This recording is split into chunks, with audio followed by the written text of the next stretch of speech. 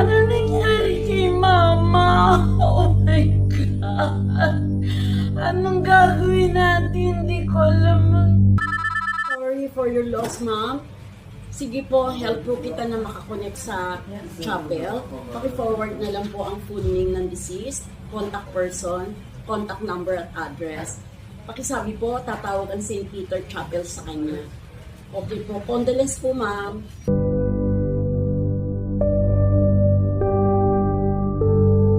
Sino ang tatawagan ninyo sa oras na kayo ay nalilito o natataranta dahil sa hindi magandang balita na inyong natanggap?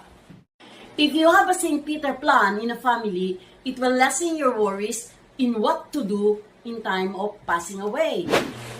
Be wise mga kabayan, hindi naman tag-ulan nung ginawa ni Noah ang barko na kanila sinakyan nung bumaha. So it's better to plan earlier bago pa tayo malunod. Why not start buying a plan now? Scan this code to know more about St. Peter.